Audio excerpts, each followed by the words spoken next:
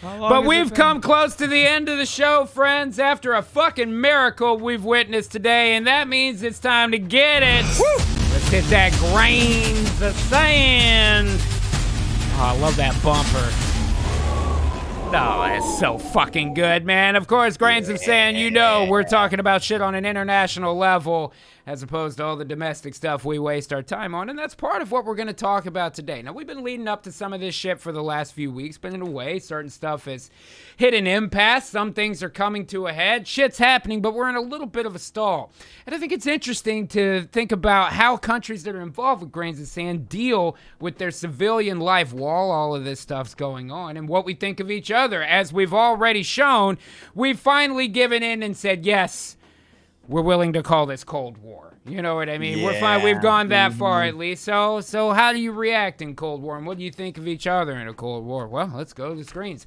The U.S. will lose fast in a war with China. Air Force's simulation shows. Now, first of all, first things fucking last. I don't know that I trust any Air Force simulation to tell me exactly how the fucking U.S. military would fare against a foreign power like China, particularly if we were talking about domestic ground invasion. That's a whole other fucking can of corn, dude.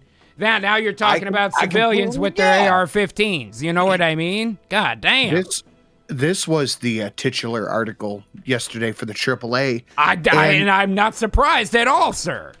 I read this. I was like, no wonder they're going after Tucker Carlson so hard. They're trying to keep this off the radar. Right. But I'll tell you what, man. I'm still going to say that that's a bit of an X to doubt from me. Check this out. New U.S. Army laser machine gun fires bullets of light.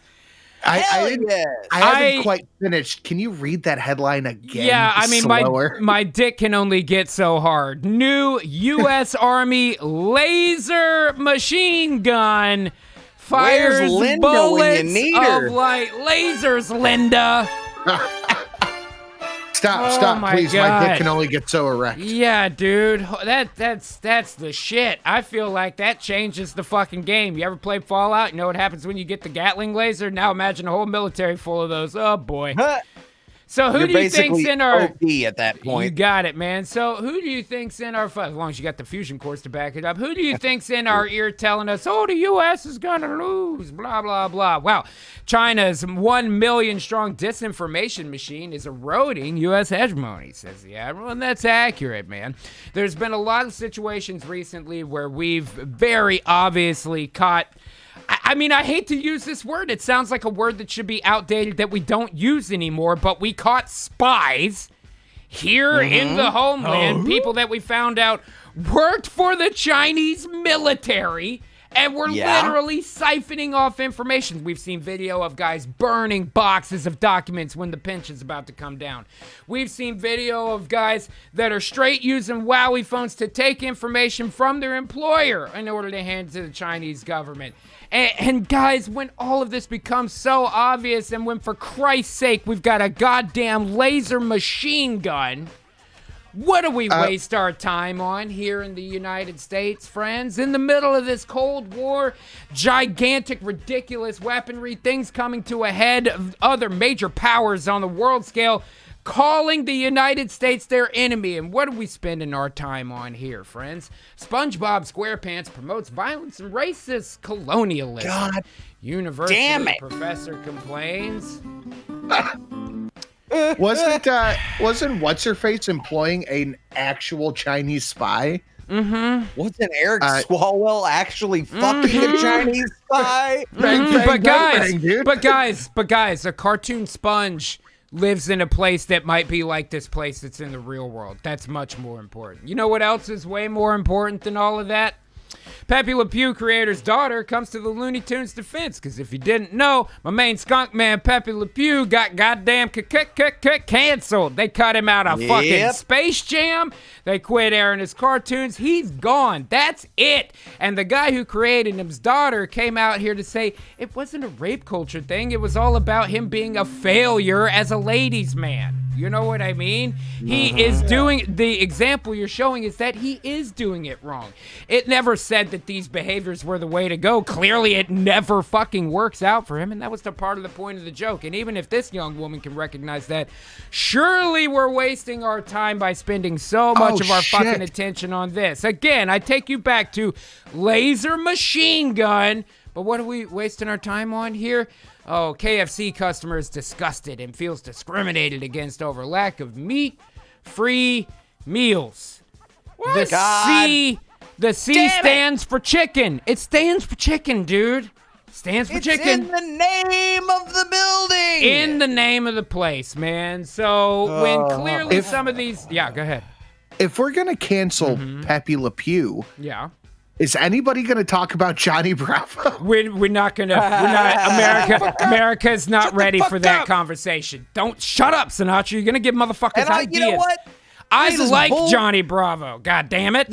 Everybody likes Johnny Bravo. This is some bullshit. You're going to tell me KFC doesn't have any meat-free meals. You order one of those big-ass fucking buckets of mashed potatoes, you're fine. Oh, I love a bucket of mashed potatoes. That's a forget the KFC's vegan meal, bucket of mashed potatoes. Bucket of mashed potatoes. You got it, man. Mashed potatoes and JoJo's, shut the fuck up. There it is, dude. With So soy when gravy. all of this is happening and we get so close to all of these things and alliances are being drawn, lines drawn in the sand, so to speak, no pun intended, and you have to figure out what's going to happen when the shit hits the fan, because it's looking like it will eventually. What ends up happening to people that are on the fence in this situation? Do you think they want to waste their time with motherfuckers that sit around talking about whether or not a cartoon sponge is appropriate for this and that and blah, blah, blah, and syrup and rice and here goes a skunk, and I'm just trying to cover for time because I got the fucking loads here, man. This is the turning point in the segment. This is a crucial... Look at this. Look at this. Damn it. Okay, hold on. The climax of Act 2. It really is, man. Over. This is Hero's darkest decision. We need this part, man. EG. They are. They know what I'm fucking doing, man. Let's try this again. Okay, so let's we'll take to it a little bit there, man. You know, all of this happens, and we waste our time on what to name things so much. Meanwhile, militaries are organizing all over the world. The people that are on the fence are left with a choice to make. And what choice do they make? Well, here it is. Russia turns away from NASA. Says it's gonna work with China on a moon base. Are you shitting me? Sputnik 5 fucking USSR Russia just said they think that China's gonna beat us to a moon base? We beat them by the transitive property. It's unbelievable for them to say that China is gonna be, but dude, what are we doing? We're wasting our time with sponges and skunks, syrup and rice, all of this bullshit. Meanwhile, over 1 billion of these people who are under the thumb of their government are catching up quickly. And even a guy like Putin, who is no fucking slouch, recognizes the writing on the fucking wall, man. I mean, look at this shit. China and Russia are now going to build a lunar outpost. International cooperation or authoritarian alliance in space. Well, thank Christ somebody noticed it. But does nobody realize that this isn't some bullshit about, oh, we can all get there at the same time? Fuck you. This is the second space race. And surprise, it came during a Cold War. And surprise, it's not about what countries it is. It's capitalism versus communism, too. Actually, it's more like capitalism versus communism 6.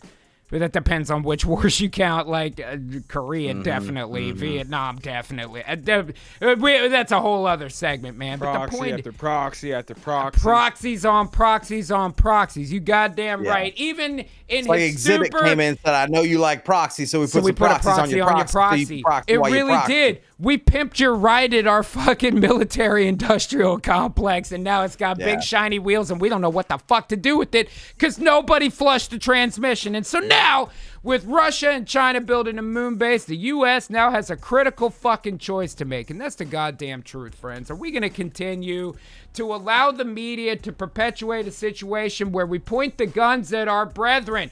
We all live in America. We're all on the same team. You got to get over some of this partisan bullshit, man, because we do have a critical choice to make. Are we going to sit here and cut each other up into little fucking groups so that we're ineffective on any level? I mean, when was the last time that you thought the federal government was efficient passion at getting something fucking done.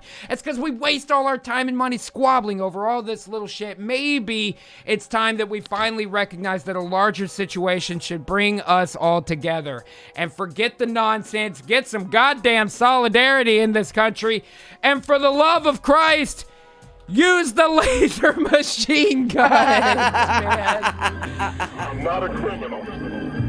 I'm an artist working in an unpopular medium. Can I just speak to you? I mean,